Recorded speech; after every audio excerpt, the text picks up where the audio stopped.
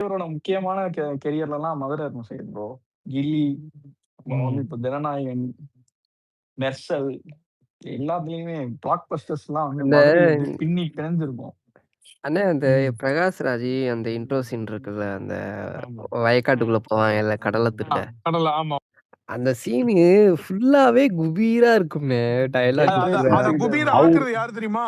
மொல்ல மாதிரி தனத்தை கேஷுவலா பேசிட்டு இருக்கிறான் பாரு பிரகாஷ் ராஜ் ஒரு கேரக்டர். ஆமா. ஆக்சுவலி அவன் நல்ல பீஸ் அவன் செம ஆக்டர். அவன் நல்லா டெலிவர் பண்ணுவான். இவனை சூப்பரா டெலிவர் பண்ணுவான் அப்படின்னு அவனை பார்த்தா ஆக்சுவலி சரியால குபீரா இருந்துச்சுண்ணே அந்த சீனு ஃபுல்லா. அந்த பக்கத்துல இருந்த ஒரு ஆளு ஈக்குவலா பேசிக்கிட்டு இருந்தான். மாப்ள பிரகாஷ் ராஜ ஒரு சீன்ல ஒரு கரண்ட் பாலிட்டிக்ஸ் வச்சு அடிச்சிருப்பாங்க மாப்ள. நீ சொல்ற அந்த சீன்ல வந்துட்டு சீமான வச்சு அடிச்சிருப்பாங்க. டைனிங் டேபிள்ல உட்காந்து பேசுற சீன்ல ஸ்டாலின் வச்சு அடிச்சிருப்பாங்க. 50 வருஷமா அரசியல் பண்ற குடும்பம். இப்ப நான் இதுக்கு முன்னாடி என் அப்பன், அதுக்கப்புறம் என் மகன், அதுக்கப்புறம் என் பேரன் எல்லாம் வந்துகிட்டே இருப்போம். நாங்க சொல்றதுதான் இந்த உலகம் கேட்கணும்னு அந்த இது அது ஸ்டாலின். இன்னொரு முதல் சீன்ல வந்துட்டு எங்கயா 2 பேரும் மாறி கொள்ளையடிச்சிட்டு இருக்காங்க. புதுசா வந்து பிஜேபி மாதிரி அது. ஆமா. அந்த பிஜேபி அந்த 2 பேரும் சொல்றது திமுக அதிமுகவை. அந்த டைனிங் டேபிள் ஆனா பிரகாஷ் ராஜ் கூச்சமே இல்ல பாரு. காசு கொடுத்தா எந்த கட்சியை வேணா எப்படி வேணா பேசுவோம். அந்த டைனிங் டேபிள் சீன்ல வந்து அவங்க பையன் வந்து சிரிச்சுக்கிட்டே இருப்பான். சரியான காண்டா வந்துச்சு அவன் சிரிக்கிறத பார்த்து. அதாவது அது எப்படி சொல்லிருப்பான், நீங்க சிரிச்சாலே காண்டாகிற மாதிரி இருக்கணும் அப்படின்னு சொல்லி அப்படி அதுக்குன்னே சிரிச்ச மாதிரி இருந்துச்சு. சைலண்ட் ஆனவனே தியேட்டரே சிரிச்சுது. எரப்டட். அப்பவும் ராவணமௌண்டா வந்து உண்மையிலேயே ஒரு கரெக்டான இடத்துல பிளேஸ் பண்ணிட்டான்டா அவன். அந்த என்டையர் ரபேல் ரெச்சேகா எபிசோடே பயங்கரமா இருந்துச்சு. ஆமா. ரேச்சல் ரெபேக்கா அப்படியே அந்த என்டையர் இதுவும் அவங்க கண்ணுல காட்டின அந்த கோவம், அந்த வெறித்தனம், அவங்களோட இதுவும் நல்லா இருந்துச்சு. அது போன் அடிக்குதுல அவன் குரல் கேட்டு உன் குரல் நடுங்கும். வந்து என்ன சுட சொல்லுவான், துப்பாக்கி எடுத்து வந்து என்ன சுடு அப்படின்னு சொல்லிட்டு அப்புறம் அந்த பொண்ணை வந்து கொண்டு வந்து எரியும் போது தலைவருடைய ரியாக்ஷன், அங்கிருந்து அந்த பிளாகை கட் பண்ணி விட்டு அந்த இது பண்றது, அந்த எல்லாமே நல்லா ஸ்டேஜ்டு. அவர் நல்லா பண்ணியிருந்தாரு. சூப்பரா பெர்ஃபார்ம் பண்ணிருந்தாரு அந்த சீன்ல. அந்த அதிர்ச்சி கண்ணுல தெரிஞ்சது, அந்த ரெட்டிஷ் ஆகுறது, அந்த இது.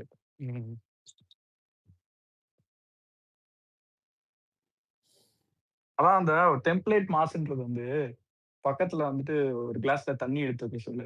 ஏன் என்ன குடுங்க எடுத்து வைக்க சொல்லு, தேவைப்படும். அதெல்லாம் வந்து பழசுதான், ஆனாலுமே ஃப்ரெஷ்ஷா இருந்துச்சு ப்ரோ. அதை வந்து இன்னொரு இடத்துல யூஸ் பண்ணி இது எதுக்கு சொன்னா எதுக்கு அப்படின்றது காமிக்கிறது, அதெல்லாம் வந்துட்டு உண்மையாவே வினோத் வந்துட்டு எனக்கு தெரிஞ்சு வினோத் வந்து துணிவு வலிமையெல்லாம் பார்த்துட்டு லைட்டா கிதக்குன்னு தான் செய்யறோம் இருந்துச்சு. பட் ஆனா அதெல்லாம் விட பல மடங்கு டெலிவரி பண்ணலாம் நீங்க கேட்டீங்கன்னா.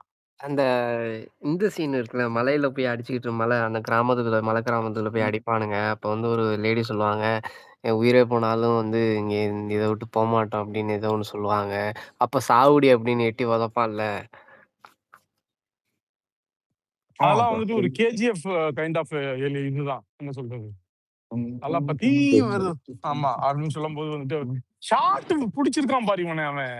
அதுதான் எனக்கு வந்து உண்மையிலேயே இந்த படத்துல ஷார்ட் தான் ப்ரோ நல்லா செமையா வச்சிருக்கான் ஃப்ரேம்லாம். அந்த காட்டுல கொல்ற சீன் வரும்ல, அப்ப ஃபர்ஸ்ட் வந்து அவர் உட்காந்துட்டு இருப்பாரு, கத்தியை வச்சு காமிச்சிட்டு இருக்க மாதிரி லாங் ஷாட் மாதிரி காமிப்பாங்க. அப்புறம் அடுத்ததுலயே அப்படியே ஏர்ல ஜம்ப் பண்ணிட்டு இதுவும் எடுத்துட்டு வருவார் தெரியுமா? அந்த ஷாட் ஜம்ப் பண்ணி ஒரு சொருவார், பயங்கரமா இருக்கும். அதுதான் கருப்புசாமி வந்த மாதிரி இருந்துச்சு. சீரியஸா வேற லெவல்ல இருந்துச்சு. அது கையில கத்தியை கொடுத்துட்டீங்கன்னா கை விளையாடுச்சு. அத உட்காந்துட்டு இருக்கும் போது ஒரு இதை வந்து கல்லுல குத்த வச்சு இன்னொரு இதை கையில சுழட்டுவாரு வந்து கேம்ப் ஃபயர் மாதிரி தீ எரிஞ்சுக்கிட்டு இருக்கும். அப்புறம் இன்னொரு ஆம்ல இருந்து ஒண்ணு விடுவாரு, அப்படியே கீழே விடுபாடு தெரியுமா? அப்படியே இது பண்ணிட்டே ரோல் ஆயிட்டே வரும் தெரியுமா கைக்கு. அதுவும் சூப்பரா இருந்துச்சு. எடிட்டர் இது லீக்டு வெர்ஷன்ல வந்து பைக்ல போறவன் தலையை வெட்டுவாரு, தலை துண்டா போகாது. ஆனா வாங்கணும்னா தலையை துண்டா வச்சு. அதான் வினோத் கூட ஒண்ணு சொல்லியிருப்பாருன்னு நினைக்கிறேன். அவர் கையில இந்த இதெல்லாம் வந்து அவரு வந்து அந்த ஸ்டைல் இது பண்றது, குடுத்துட்டீங்கன்னா என்ஹான்ஸ் பண்றது, அது எல்லாமே பண்ணிடுவாரு. எல்லாமே பண்ணிடுவாரு. அவருக்கு சொல்லவே தேவையில்ல. எங்கிட்ட திரும்பி எப்படி இது பண்ணா எப்படி எஸ் கேப்சர் எஸ் ஆகும்னு எஸ் எல்லாமே அவருக்கு தெரியும். லென்ஸ் பட் நாலேஜ் நீங்க அதான் வெறும் அந்த லென்ஸ் சொல்லியிருப்பேன். நாலேஜ். லென்ஸ் இது நாலேஜ். இது முன்னாடி வந்து பல பேர் சொல்லுவாங்களே சார், இது கேள்விப்பட்டு பார்த்திருக்கல. அவருக்கு ஆமா எந்த நிறைய பேர் ஆங்கிள் எங்க நிக்கணும், எப்படி பார்க்கணும் அப்படிங்கறதெல்லாம் அவருக்கு அக்கு வேற அணி வேறன்னு தெரியும். கரெக்டா பண்ணுவாரு அப்படின்னு.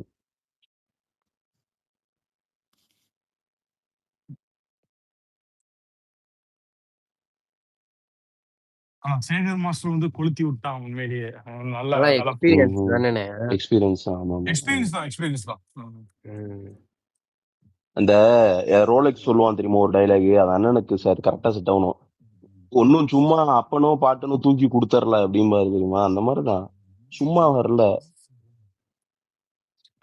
இவர் என்னதான் சாதிச்சாலும் ஒண்ணு துரத்திக்கிட்டே இருக்கவங்கள சொல்லுங்க bro. அப்பா இன்ட்ரோடியூஸ் பண்ணான்னு அதை அழிக்கிறதுக்குன்னே இந்த ஆள் சிஎம் ஆயிட்டான் boss.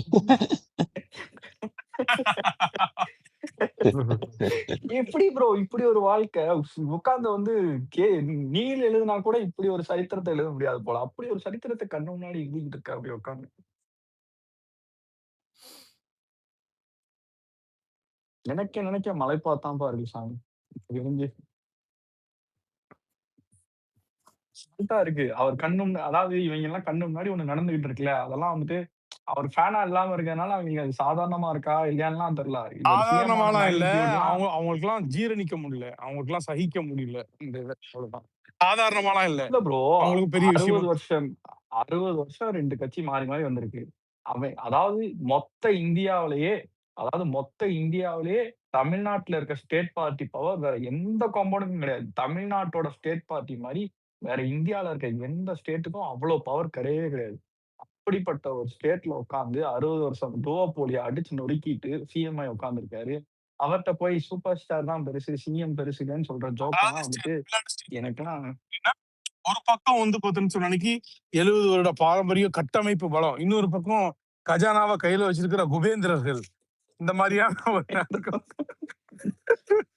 ஒண்ணுமே பண்ண முடியாது.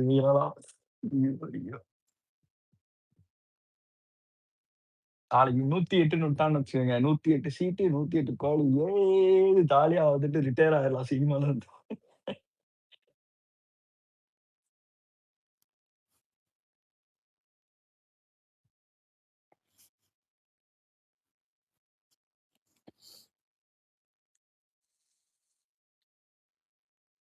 பயங்கரமா போகுது போய் ஸ்ட்ரென்த் டு ஸ்ட்ரென்த் போயிட்டு இருக்கு.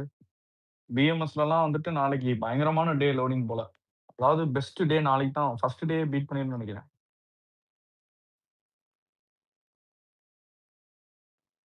நாளைக்கு நாளான்னைக்கு 2 நாள் நல்லா போகும்.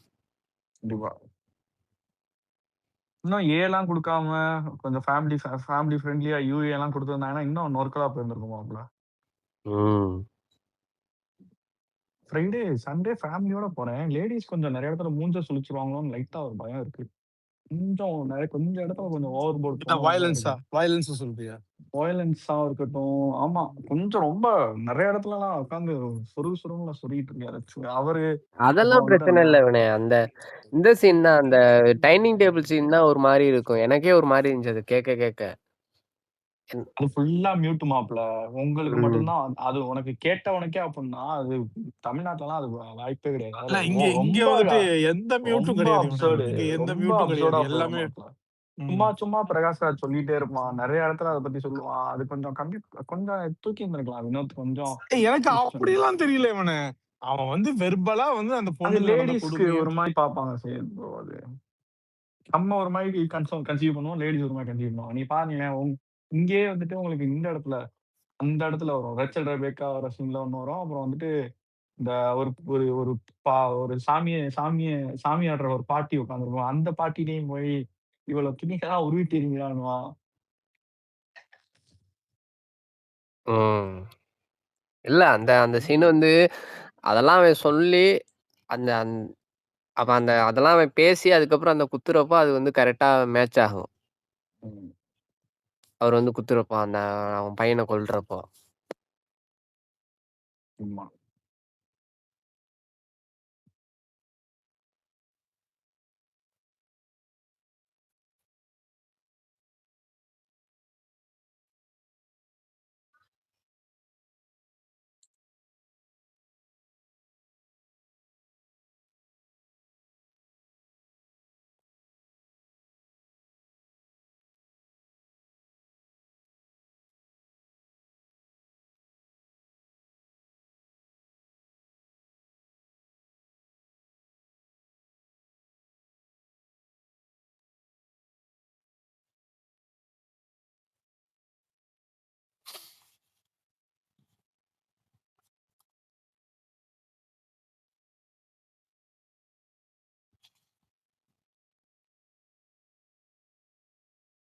ஹலோ?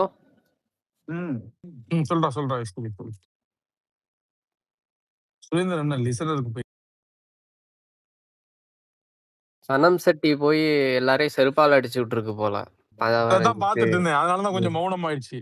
டிஎல இது பண்ணிட்டு இருந்தேன். ஸ்க்ரோல் பண்ணிட்டு இருந்தேன். அந்த வீடியோஸ் தான் ம். வந்துட்டு இருந்தது. எல்லாரும் அந்த வீடியோவ ஷேர் பண்ணி விடுங்க. எல்லாருமே ஷேர் பண்ணுங்க.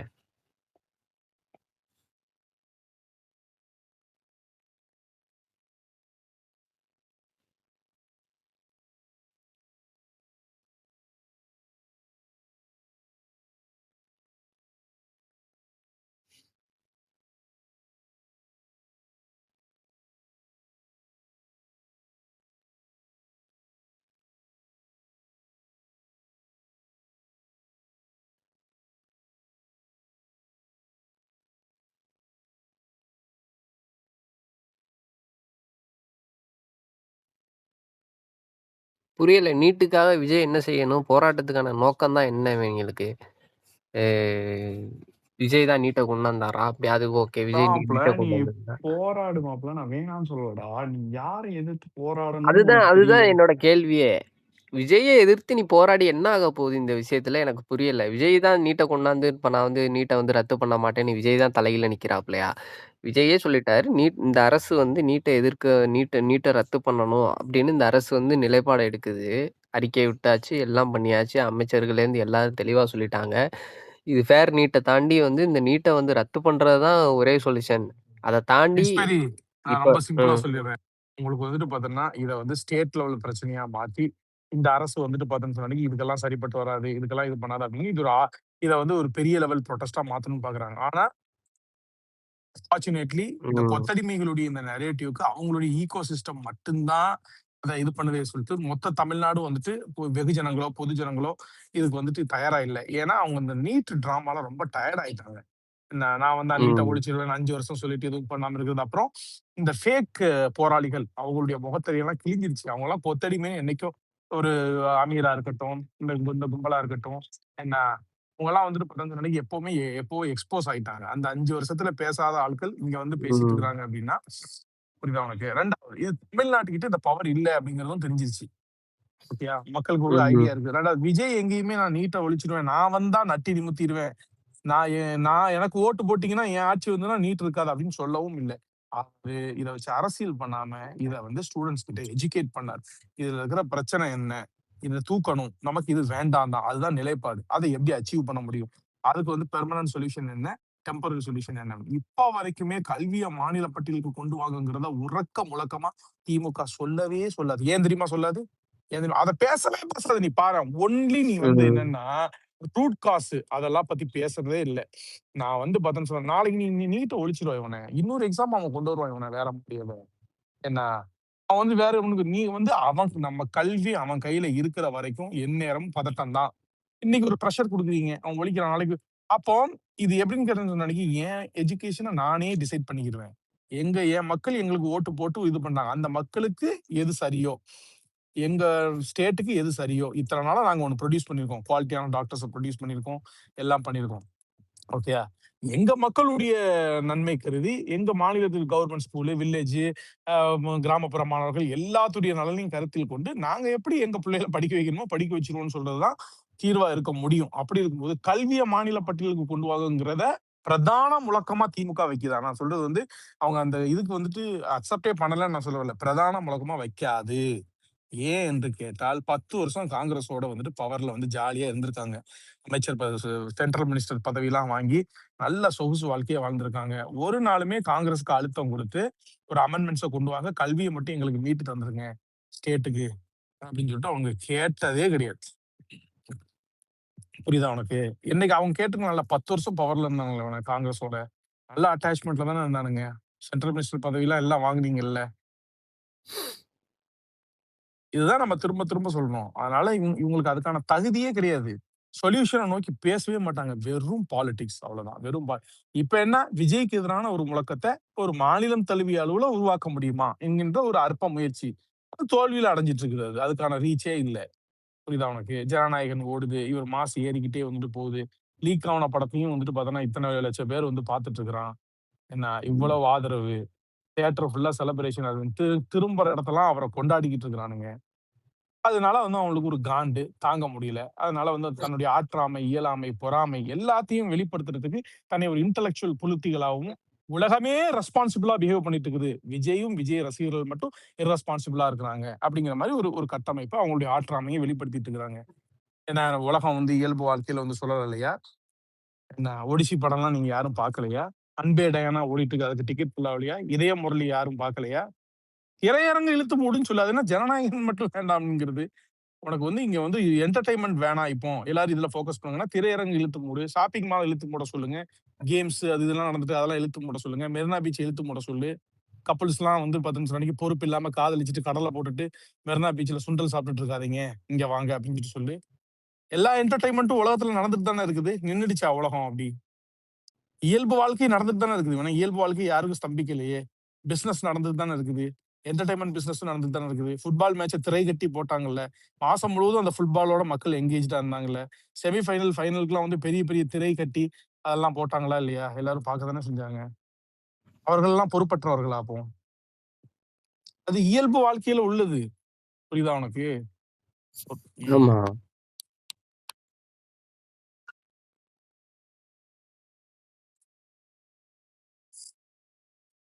இது சும்மா வந்து ஜனநாயகம் வேணாம், அது வேணாம் நீ சொல்ட்டா அது இதாயிருமா அது?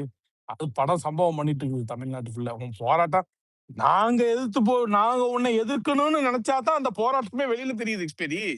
நிலைமை அதுதான். இப்ப நீ நிலைமை என்னன்னு பாத்தீங்கன்னா, இப்ப நம்ம ரியாக்ட் பண்றோமா இல்லையா இதுக்கு? நம்ம ரியாக்ட் பண்ணா தான் ஓஹோ! Okay, okay. டிவிக்கே இப்படி ரியாக்ட் பண்ணிட்டு இருக்குது. ஓ! அப்ப டிவிக்கேக்கு எதிரா ஒண்ணு நடந்துட்டு இருக்குதா? அப்படின்னு வெளி உலகத்துக்கு தெரியுது. அந்த லெவல்ல தான் இவங்களோட ரீச் இருக்குது.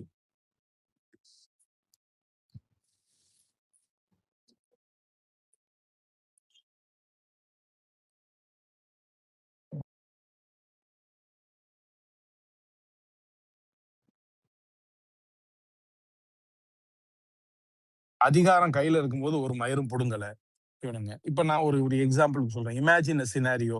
ராகுல் காந்தி வந்து இப்ப ஜெயிச்சுட்டாரு. ஜெயிச்சு ஆட்சி அமைச்சுட்டாருன்னு வையேன். நம்ம தலைவர் வந்து பார்த்தீங்கன்னா, இப்ப ராகுல் காந்தியோட அட்டாச்டா இருக்கிறாரு.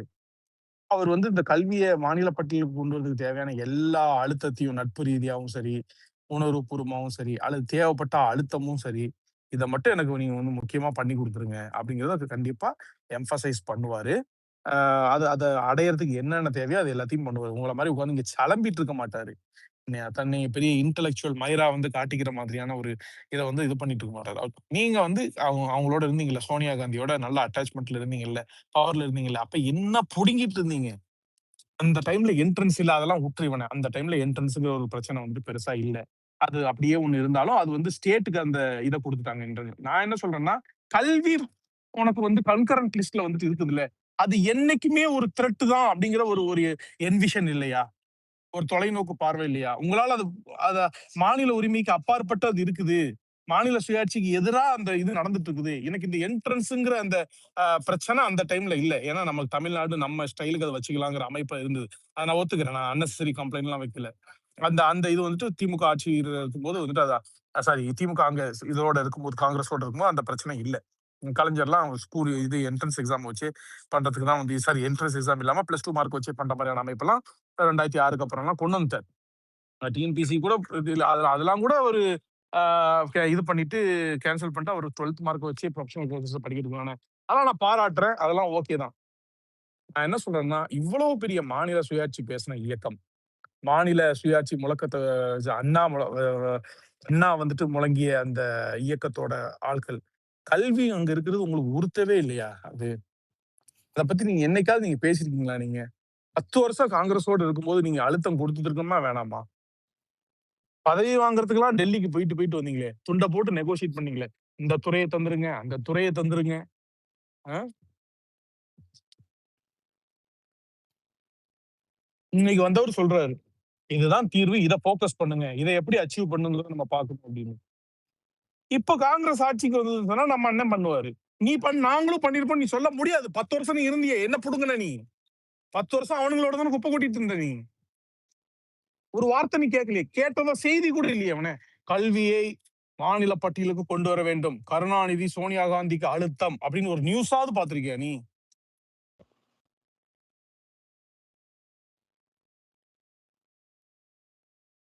இல்லைண்ணே இவங்க இப்போ என்ன பண்ணணும்னா, டெல்லியில நடக்கிற போராட்டத்துக்கு ஆதரவு தெரிவிச்சு இவங்க உட்கார்ந்தா பரவாயில்ல. ஜனநாயகனுக்கு எதிரா ஒரு விஷயம் அப்படின்னு பண்றது தான் இங்க தப்புங்கிறோம்.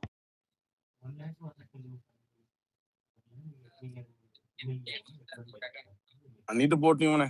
போராடுறதுக்கு எல்லாத்துக்கும் உரிமை இருக்கு. போராடிட்டு போட்டும். ஃபோக்கஸ் இல்லாம வெறும் வன்மத்தோட நடக்கிற போராட்டம் மக்களுக்கு தெரியுது. இவங்களுக்கு என்ன பிரச்சனை? ஏன் இப்படி வைப்ரேட் பண்ணி சலம்பிக்கிட்டே இருக்கிறானுங்க அப்படிங்கிறது தெரியுது. என்ன உனக்கு நோக்கமும் சரியில்லை. யாரை நோக்கி இவர் போராட்டம் எடுக்கிற அந்த போராட்டத்துக்கு தீர்வு யாரை இது பண்ண முடியும் அப்படின்னு சொல்லிட்டு அந்த போராட்டத்தை யாரை நோக்கி இருக்கணும், அந்த போராட்டத்துல கேள்விகள் யாரை நோக்கி எழுப்பப்படணும் அப்படிங்கிற எந்த என்விஷனும் இல்லாம நான் அறிவாளி நீங்களெல்லாம் முட்டாள் என்று சொல்வதற்காக நடத்தப்படக்கூடிய எந்த போராட்டமும் விளங்காது. ஓகே, விஜய் ரசிகர்கள் எல்லாம் பொறுப்பற்றவர்கள். இன்னைக்கு ஜனநாயகனை ஓட வைக்கிறதுக்கு அது 4 வருஷம் ஷானவாஸ் வர அவன் மச்சான் தான். அவன் வந்து பேசிட்டு இருக்கான் மண் சோறு சாப்பிடுறான் அப்படின்னு சொல்லிட்டு சொல்றான். என்ன ஸ்டாலின் பொண்டாட்டி குதிரைக்கு பூஜை பண்ணிட்டு இருக்கு. அது என்னதான் கழுதையா குதிரையா? கழுதைக்கு பூஜை பண்ணிட்டு இருக்குது. அதெல்லாம் எந்த பகுத்தறிவுல வரும் இவனே? இவர் மண் சோறு சாப்பிடுறான். அப்ப வேண்டுதல் தானே? வேண்டுதல் எந்த ரூபத்துல பண்ணாலும் மூட நம்பிக்கை தானடா. ஸ்டாலின் பொண்டாட்டியை பார்த்து நீ கேப்பியா? நீ அத கழுதைக்கு பூஜை பண்றீங்களேங்க? எங்கெங்க அறிவை வச்சிருக்கீங்க? ஒரு பகுத்தறிவு இயக்கத்துல குடும்பத்துல வந்துட்டு வந்த நீங்க வந்து எப்படின்னு சொல்லிட்டு கேப்பியா நீ? இவன் மண்சோறு சாப்பிடறான்னு சொல்லிட்டு உனக்கு நீ வந்து கிரிட்டிசைஸ் பண்ண முடியல. இவன் தற்குறி அப்படின்னு சொல்லிட்டு மண்சோறு எல்லாரும் தான் வந்துட்டு வேண்டுதல்ங்கிறதுக்கு பண்றாங்க. அது சினிமாக்குன்னு இல்ல, எல்லா இதுலயும் அது ஒரு ஒரு ஒரு விதமான வேண்டுதல்னு சிலர் நம்புறார்கள். அந்த அந்த கோவில்ல இருக்கக்கூடிய அதாவது அவங்களுடைய இது நான் வந்து இந்த மாதிரி வந்து ஒரு தியாகத்தை பண்ணி நான் ஒரு வேண்டுனேன் அப்படின்னு சொன்னா என் வேண்டுதல் நிறைவேறும்னு சொல்லிட்டு பல விதமான வேண்டுதல்கள். இது ஒரு நம்பிக்கையின் வடிவமா இதை நான் ஆதரிக்கவும் இல்லை, எதிர்க்கவும் இல்லை. அது அவங்களோட நம்பிக்கை சார்ந்தது. அதுல சர்டன் திங்ஸ் மூட இதா இருக்கலாம், அது உன் பார்வையில மூட நம்பிக்கையா இருக்கலாம். அது எல்லாத்துக்கும் தான் நடக்குது. குடும்பத்துல ஒரு பிரச்சனை, அல்லது தொழில் விளங்கணும், நல்லா இதாகணும், எஜுகேஷன்ல என் புள்ள வந்து பெரிய இடத்துக்கு போகணும் அப்படின்னு தாய்மார்கள் மண் சோறு சாப்பிடுறாங்க. அது அந்தந்த இஷ்ட தெய்வத்தை வேண்டிக்கிட்டு அதுக்கு இந்த மாதிரி ஒரு நேர்த்திக்கடன் செலுத்தினா அது நம்ம நினைக்கிறது வந்து நடக்குங்கிற ஒரு நம்பிக்கையில பண்றாங்க. ஏன் ஸ்டாலின் தான் பூஜை பண்றாரு, பூஜை பண்ணி ஐயர்களை வச்சு எல்லாம் இது பண்றாரு. கழுதைக்கு பூஜை பண்றாங்க, இது பண்றாங்க, பரிகாரம் தேடுறாங்க. இதை கழிக்கிறதுக்கு வந்து பரிகாரம் தேடுறாங்க. ராவு ஏதாவது இருந்ததுன்னா அதுக்கு ஏதோ பரிகாரம் தேடுறாங்க. பகுத்தறிவு குடும்பத்துல வந்தவங்க தான். அதெல்லாம் நீ என்னைக்காவது கேட்டிருக்கியா? நீ வந்து அது நேரா விஜயுடைய தொண்டர்களையும் அட்டாக் பண்ணிடணும். அயோக்கிய நாய்கள்.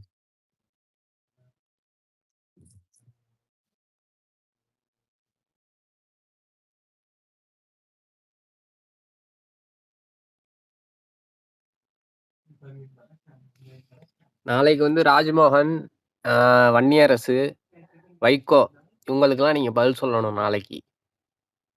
அதுவும் வைகோலாம் நாளைக்கு வந்து கிழிக்கிற கிளிய மட்டும் நாளைக்கு வந்து பாரு. கிளின்னு கிழிக்க போறாங்க. அதுக்கு வந்து என்ன பதில் சொல்ல போறாங்கன்னு இந்த இயக்குனர்கள்னு அதுலயும் சொல்லி இன்னைக்கு வந்தான் இல்ல, அவங்களுக்கு எல்லாம் தெரியும் நாளைக்கு. அவன் வந்து பாரஞ்சித் வந்து கேக்குறாப்புல இந்த போராட்டத்துக்கு சம்பந்தமே இல்லாதது பேசுறாரு. ஓகே, டிவிக்கு கவர்மெண்ட்ட கேள்வி கேட்கறதுலாம் எல்லாத்துக்கும் ரைட்ஸ் இருக்குது. இவனே என்ன வார்த்தை, என்ன நெரேட்டிவ் நீ வந்து யூஸ் பண்ற? ராஜ்மோகன் தலித் அப்படிங்கறதெல்லாம் எனக்கு எல்லாம் தெரியவே இல்லை. உனக்கு ஏன்டா தெரியணும்? அயோக்கிய நாயே, ராஜ்மோகன் தலித்தா இல்லையான்னு உனக்கு ஏன் தெரியணும்? நீ தான் அத்தாரிட்டியா? அத்தனை பேருக்கு சர்டிபிகேட் கொடுத்துட்டு இருக்கியா? எவன் சரியான தலித்து? இந்தா போ, நீ தலித்து, இந்த நீ தலித்துன்னு சொல்லிட்டு உனக்கு ஏன் தெரியணும்னு கேக்குறேன். உனக்கு ஏன்டா தெரியணும்? ராஜ்மோகன் தலித்தா இல்லையான்னு உனக்கு ஏன் முதல்ல தெரியணும்? நீ யார்? உனக்கு ஒரு மேட்டுக்குடி சிந்தனை இருக்குதா? அப்படி ஒண்ணு நான் தான் தலித்துக்கு ரெப்ரசன்டேட்டிவ், நான் சொல்லுவேன் நீ எல்லாம் தலித்துப்பா, நீலாம் வா, நீலாம் இந்த நாய் தான் தாசில்தாரா என்ன ஜாதி சான்றிதழ் கொடுக்கறதுக்கு? அயோக்கியப்பா. ஆம்ஸ்ட்ராங் வந்து கொலை வழக்க வந்துட்டு பார்த்தேன்னு